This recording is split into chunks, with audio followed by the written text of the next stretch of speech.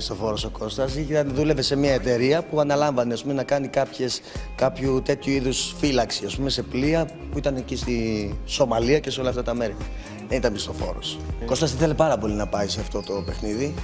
Βέβαια το είπε από τη στιγμή που βγήκε η διαφήμιση, ότι δηλώστε συμμετοχή και όλα αυτά, αλλά το ήθελε από ό,τι μου είπε από πολύ μικρός, όταν παίζονταν το πρώτο Survivor. Εγώ δεν το είχα πάρει πολύ στα σοβαρά ότι θέλει τόσο πολύ να πάει και τελικά τα κατάφερε. Και κάποια είδους ασκήσεις να κάνουν για να δούνε πώς δηλαδή τους έκριναν ότι μπαίνεις εσύ και όχι κάποιος άλλος. Ναι, από όσο θυμάμαι, κάνανε κάποια τεστ διαγωνιστικά. Υπήρχε διαγωνιστικό κομμάτι με χρόνους και τέτοια πράγματα. Αντοχής, κάνανε ασκήσεις. Δείχνουν μια πτυχή του χαρακτήρα η οποία είναι σίγουρα πιο πιασάρικη. Και συνήθως από ό,τι καταλαβαίνω και δεν το κάνουμε με τον Κώστα αυτό, θα επικεντρώσουν σε μια πτυχή του χαρακτήρα η οποία είναι πιο έντονη και συνήθως η κακή πλευρά.